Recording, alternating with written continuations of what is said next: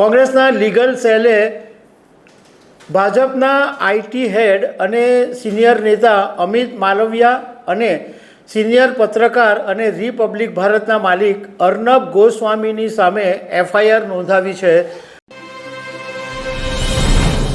નમસ્કાર. એક મોટા ન્યૂઝ સામે આવ્યા છે.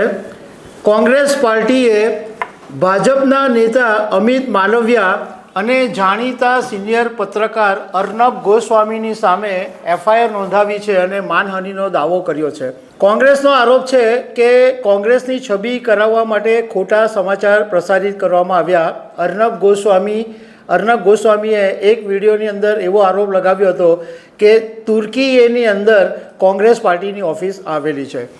આ મુદ્દો નેશનલ લેવલે એટલો ગરમાયો છે અને મોટો ચર્ચાનો વિષય બન્યો છે. તો આના વિશે તમારી સાથે વાત કરીશ. મારું નામ રાજેશ શાહ છે અને તમે જોઈ રહ્યા છો ગુજરાતના સૌથી મોટા ડિજિટલ ન્યૂઝ પ્લેટફોર્મ ખબરછે.com. કોંગ્રેસના લીગલ સેલે ભાજપના આઈટી હેડ અને સિનિયર નેતા અમિત માલવિયા અને સિનિયર પત્રકાર અને રિપબ્લિક ભારતના માલિક અર્નબ ગોસ્વામીની સામે એફઆઈઆર નોંધાવી છે અને એની અંદર કોંગ્રેસનો આરોપ છે કે અમિત માલવિયા અને અર્નબ ગોસ્વામીએ જાણી જોઈને કોંગ્રેસની છબી ખરડવાનો પ્રયાસ કર્યો છે અને ખોટી માહિતી ફેલાવી છે કે તુર્કીમાં કોંગ્રેસ પાર્ટીની ઓફિસ છે. તુર્કીમાં આવેલા ઇસ્તંબુલ કોંગ્રેસ સેન્ટરને ભારતીય રાષ્ટ્રીય કોંગ્રેસનું કાર્યાલય બતાવવામાં આવ્યું છે એવી એફઆઈઆર કરવામાં આવી છે અને એના માનહાનિનો પણ દાવો કરવામાં આવ્યો છે. હવે હું તમને અર્નબ ગોસ્વામીનો વિડીયો સંભળાવું. પહેલાં એ સાંભળો કે અર્નબ ગોસ્વામીનો જે વિડીયોને કારણે એફઆઈઆર થઈ એ વિડીયોની અંદર અર્નબ ગોસ્વામી શું કહી રહ્યા છે. Then I want to ask you something. What kind of business does your party have in Turkey? Did you know, viewers, the Congress party has a registered office in Turkey? That in 2019, Rahul Gandhi said that we must open a big office in Turkey, where a man called Mohammad Yusuf Khan was appointed to lead the extensive operations of the Congress party in Istanbul. I can understand if the Congress party has an office in Assam. I can understand if it is an office in Gujarat.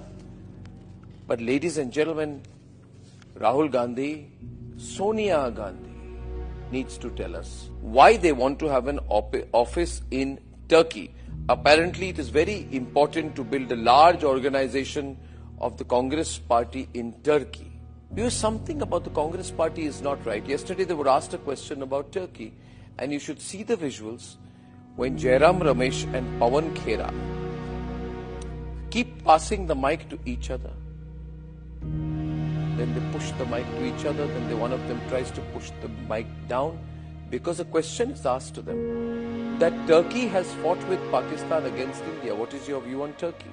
After that, there was a spectacular evasion, microphone theatrics between the two. They struggled to put together a coherent response, and in the end, Pawan Khera sheepishly deflected by saying, "Is par hum shigra aapse mukhatib honge." Complicated Urdu. I want to play that bite where it is quite clear that they do not want to commit that they are against the enemies of the nation. There are only two things. You are for the enemies of the nation, or you are with the enemies of the nation on the one side, or you are against the enemies of the nation. As of now, the Congress party is with the enemies of the nation. So I want to ask you, if you're a Congress voter, are you also with the enemies of the nation? Ladies and gentlemen, enemy's friend is my enemy. And therefore, Congress party being for Turkey, change the hashtag Kong for Turkey, is a matter of serious concern. Now watch this. Turkey boycott. Turkey के boycott पे sir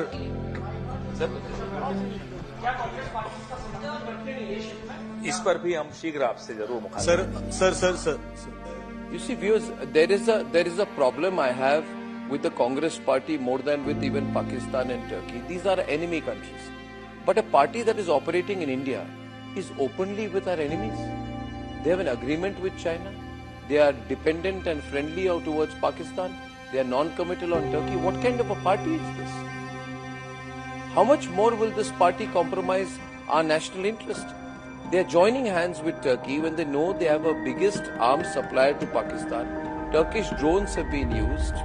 Turkey has opposed Operation Sindoor.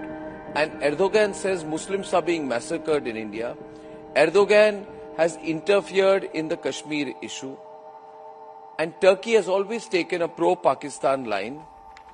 I have real doubts today. I have reason to doubt the Congress party. In any case, this family I don't trust because following the principle of the UN resolution approach, Rahul Gandhi's whole family has put this country into trouble.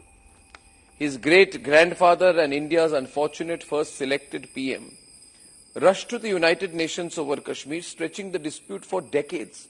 This family has compromised national interests repeatedly. Viewers, what do we do with such a party? Now let me put this in context. One, their position on Turkey. They're a pro-Turkey party. And then Rahul Gandhi went and met the Pakistani lobby in the United States. He had extensive detailed discussions with Ilhan Omar, the same person who passed the anti-India resolutions in the US. Apparently, the Rajiv Gandhi Foundation repeatedly got crores from the Chinese embassy. They signed an MOU with the Chinese Communist Party, and Rahul Gandhi went and had secret meetings with the Chinese officials in 2017 and 2018 during Doklam. Put everything in perspective. At the Nationalist Collective, we believe that we have to boycott Turkey and ban Turkey. But what do we do with this Congress party? This party, the Congress party, and this family, the Vadra Gandhi family, which at a time when they should have been for the country have attacked our national interest. Ladies and gentlemen, I am clear where I stand. The party should be banned and boycotted. Senior પત્રકાર અર્નબ ગોસ્વામીનો એક video social મીડિયામાં viral થયો અને એની અંદર અર્નબ ગોસ્વામી એવું કહી રહ્યા છે કે કોંગ્રેસ પાર્ટી તુર્કીમાં શું બિઝનેસ કરી રહી છે, ઇસ્તંબુલમાં ઓફિસ સ્થાપીને શું બિઝનેસ કરી રહી છે અને સાથે સાથે એમણે ત્યાં આગળ કોઈ એક બિલ્ડિંગના વિઝ્યુઅલ્સ બી બતાવ્યા છે. એની અંદર ત્યાં તુર્કી એની ભાષામાં લખેલું છે. અને સાથે સાથે અર્નબ ગોસ્વામીએ એવું પણ કીધું છે કે મોહમ્મદ યુસુફ ખાન એને કોંગ્રેસે ઇસ્તંબુલની જવાબદારી સોંપી છે. અર્નબે કહ્યું કે આસામ કે ગુજરાતની અંદર કોંગ્રેસ પાર્ટીની ઓફિસ હશે તો હું માની શકતે, પરંતુ આ તુર્કીએમાં કોંગ્રેસની ઓફિસ શું કામ? શું કોંગ્રેસ દેશના દુશ્મન સાથે દોસ્તી કરવા માગે છે? અર્નબે તો ત્યાં સુધી કહી દીધું કે વોટરોને વિનંતી કરી કે શું તમે એવી પાર્ટીને વોટ આપશો કે જે દેશના દુશ્મન સાથે મિત્રતા રાખે છે, ચીન સાથે સંબંધ રાખે છે અને પાકિસ્તાન સાથે ફ્રેન્ડલી રિલેશન રાખે છે, એવી પાર્ટીને તમે વોટ આપશો?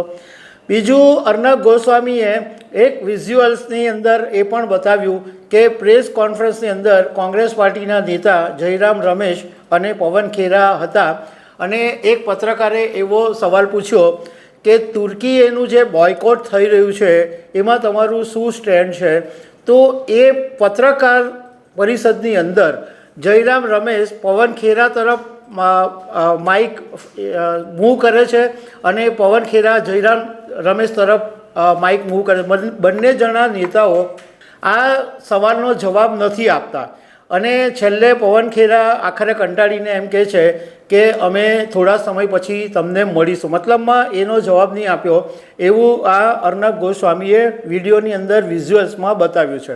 હવે ઓપરેશન સિંદૂર પછી જ્યારે તુર્કીએની એ વાત ખબર પડી કે એ પાકિસ્તાનને સપોર્ટ કરે છે અને પાકિસ્તાનને શસ્ત્રોની મદદ કરી છે અને જે ભારતે ડ્રોન તોડી પાડ્યા એ તુર્કીએના ડ્રોન હતા, એ વાત જ્યારે ખબર પડી ત્યારે ભારતની અંદર તુર્કીની સામે વિરોધનો જબરજસ્ત વંટોળ શરૂ થયો. કેટલા બધા બુકિંગો કેન્સલ થઈ ગયા, યુનિવર્સિટીઓએ એમના MOU તોડી કાઢ્યા અને તુર્કીએની સામે ઘણા બધા વિરોધના સૂર ભારતમાંથી ઉઠ્યા.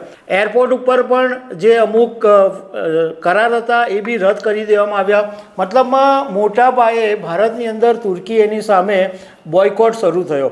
હવે એવા સમયે આ સમાચાર પ્રસાર થવાને કારણે કોંગ્રેસને મોટો ફટકો પડતો હતો, એટલે કોંગ્રેસે તાત્કાલિક ધોરણે પ્રેસ કોન્ફરન્સ કરી અને FIRની કોપી પણ બતાવી અને એમ કીધું કે આ બિલકુલ ખોટી વાત છે. કોંગ્રેસની ઇસ્તંબુલની અંદર કોઈ જ ઓફિસ નથી અને માત્ર આ જુઠ્ઠાણું ફેલાવવામાં આવી રહ્યું છે.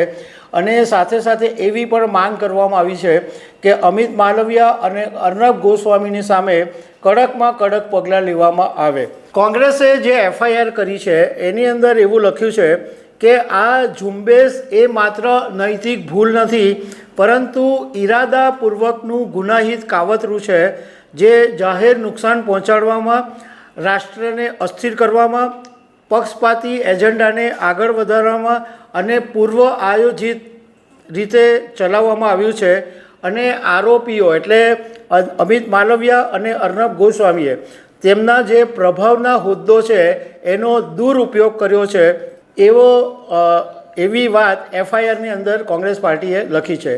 એની સામે અમિત માલવિયાએ એવો જવાબ આપ્યો અને અર્નબ ગોસ્વામીનો વિડીયો શેર કરી અને એટલું લખ્યું કે આ વિડીયોને કારણે એફઆઈઆર કરવામાં આવી. એટલી વાત અમિત માલવિયાએ લખી છે. તો દર્શક મિત્રો, આવી અનેક વાતો સાથે અમે તમને મળતા રહીશું. Thank you very much.